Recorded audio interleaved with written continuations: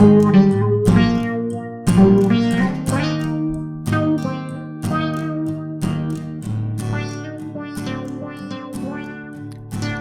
today we're going to be looking at a heads up no limit hand at high stakes between LLinusLLove and Limitless on PokerStars.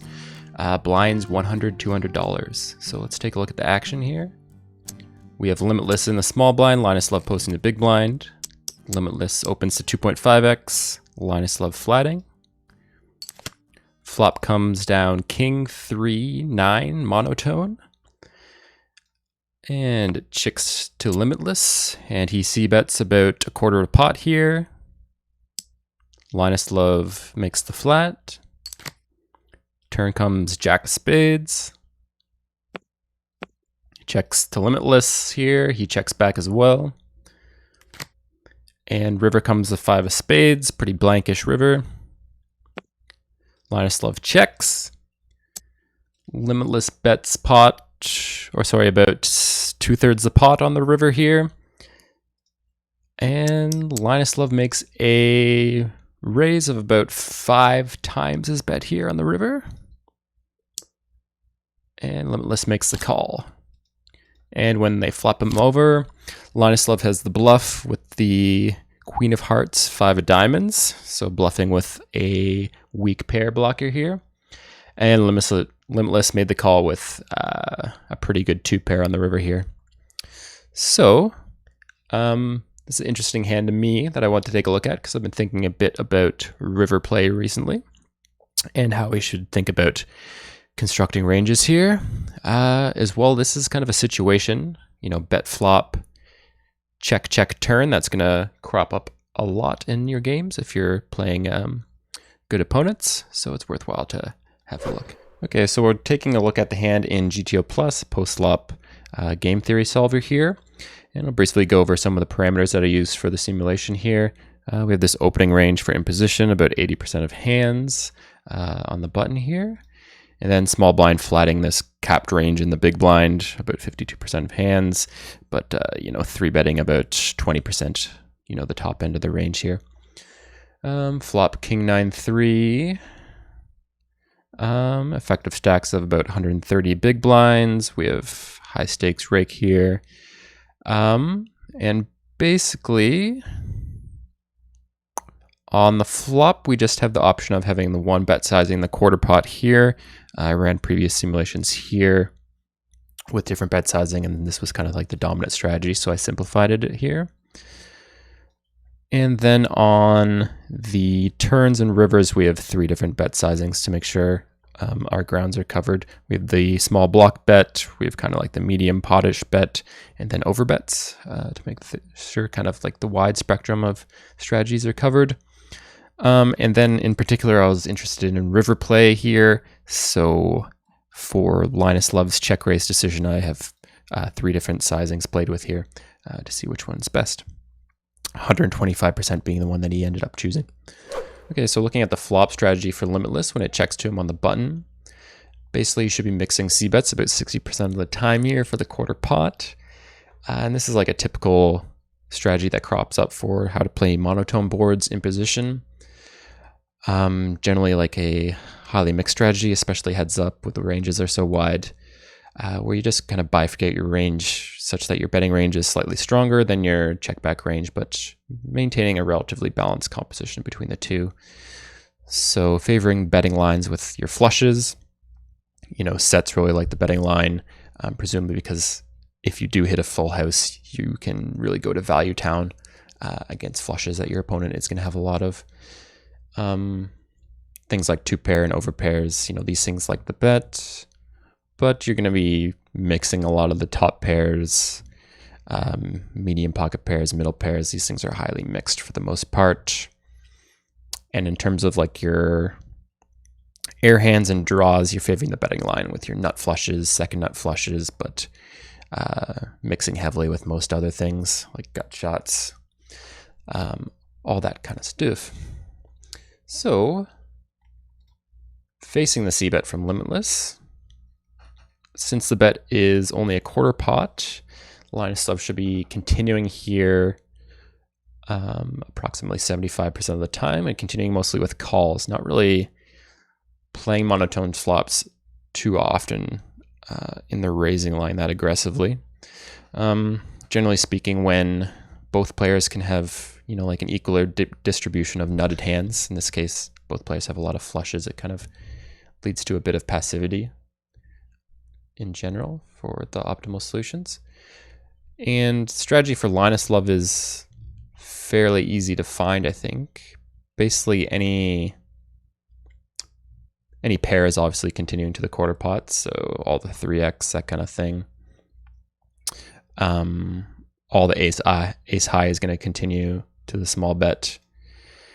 And basically, if you have air, that is an undercard to the king, you're basically only continuing with things with a diamond, right? So even 8-6 of diamonds, which is, not a great hand, but as a 6 of diamonds, we'll have to continue to the 25% c-bet. And, queen 10 here has a gut shot, so it'll continue, right? Even though it doesn't have a diamond.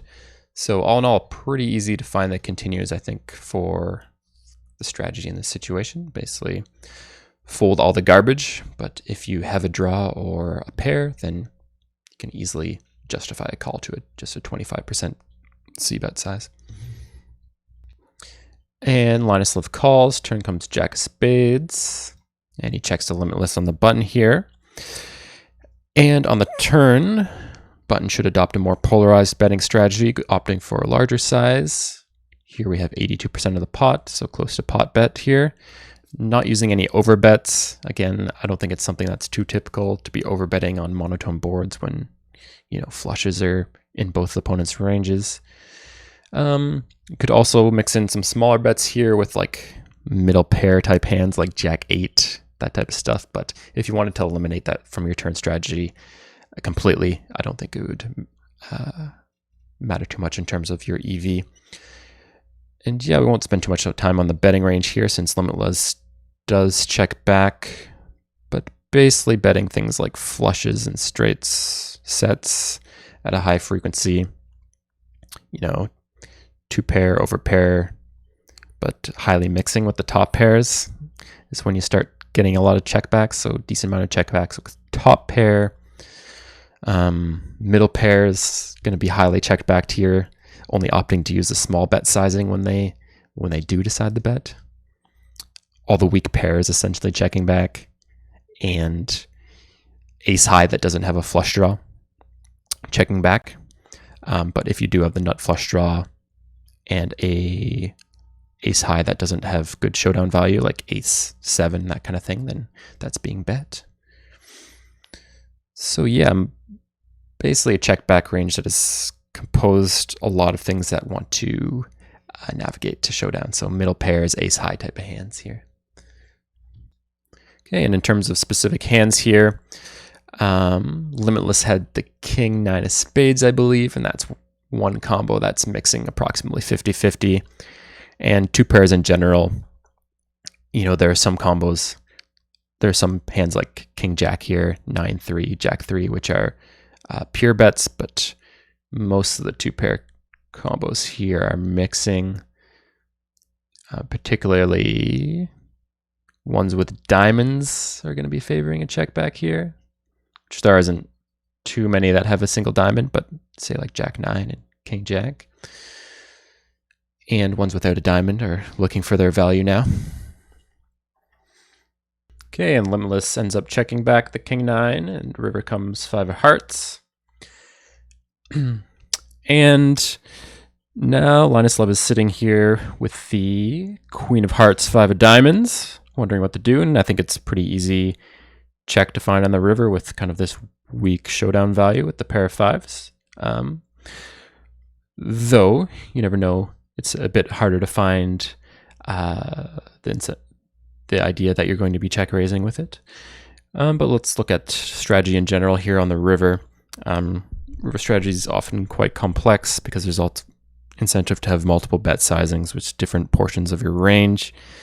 So here with things like flushes and straights sets, LLinusLLove should be looking to mix over bets in there, but a lot of checks happening with the top end of the range, which is something we'll discuss. Things like 2 pairs just kind of mix all different bet sizings. top pair favoring like the medium 80% pot bet and betting a high percentage of the time. And things like mid pairs like Jack X here, weak pairs like 9X with good kickers can end up block betting, looking to get value from ace highs that in position would have to continue with, as well as like weaker pairs like the 5X and 3X, right? But a big bulk of Linus Love's range here is composed of weak pairs, that check called the flop, and ace high that check called the flop. 123 combos and 60 combos of ace high. And that portion of the range is just looking to navigate towards showdown, win the pot, right? That's the idea that it wants to get to. So this big bulk portion of the range kind of drives incentive to check these very strong hands in Linus Love's range. So things like flushes, straights, and sets, right? Because if we just say value bet all of our good hands on the river here out of position, then in position would have an extremely strong incentive to start value betting against this giant weak pair and ace high portion of our range. So they could end up value betting even things like, ace 3 against us, or, all their 5X, and we'd be in significant trouble here, right? But basically, because of such an incentive exists for the imposition player to try to value bet against our portion of our range that just wants to navigate towards showdown, that drives an incentive for us out of position to start checking strong hands. And basically how we compose a range out of position here, it seems, is things with like middling value, like top pair here, are just going to bet out of position, right?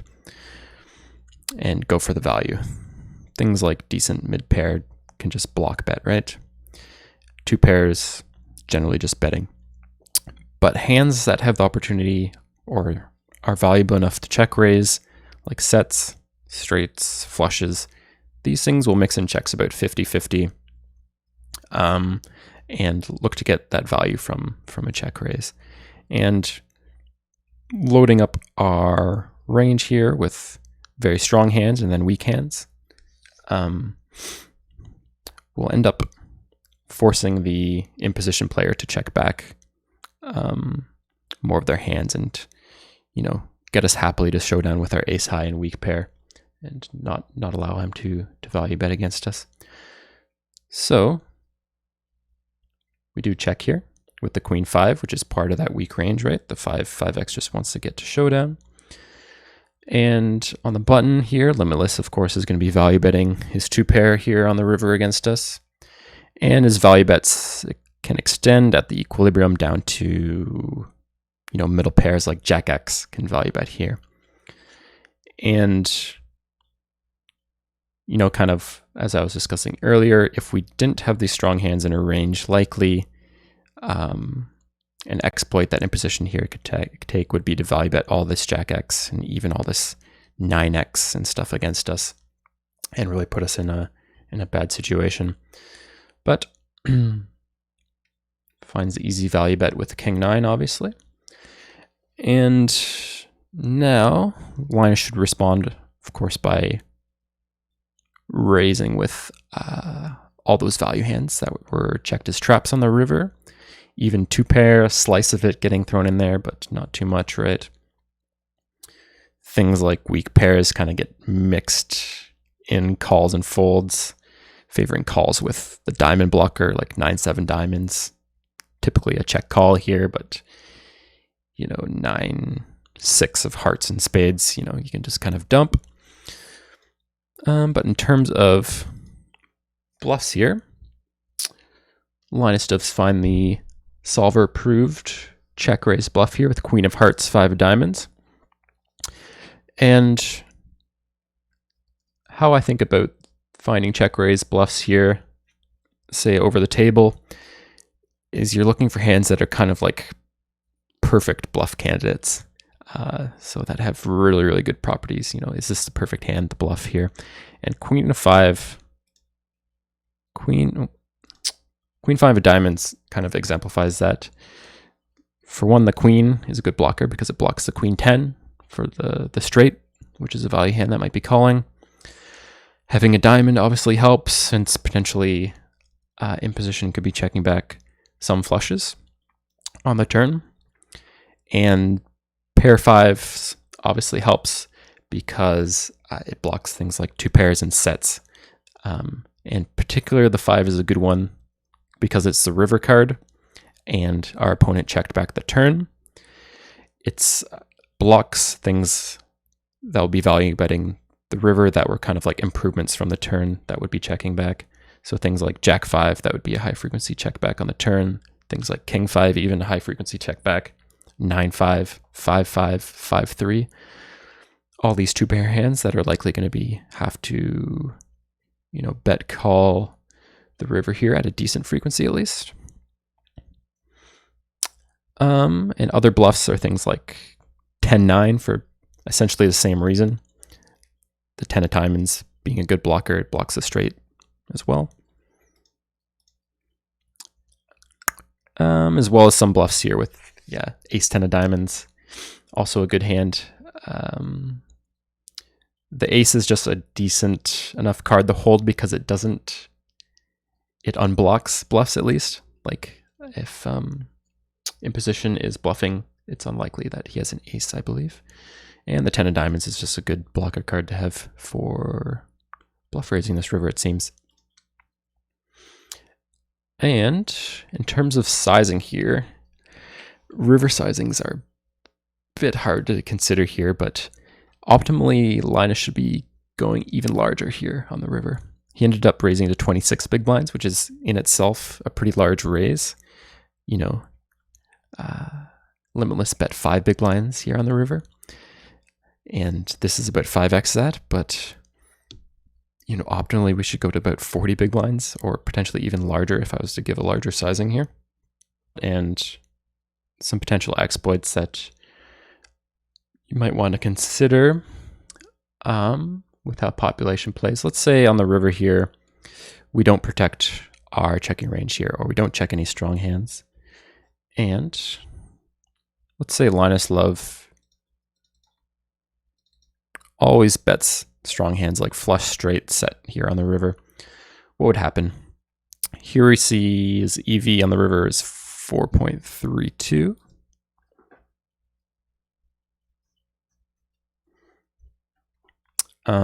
Before node locking.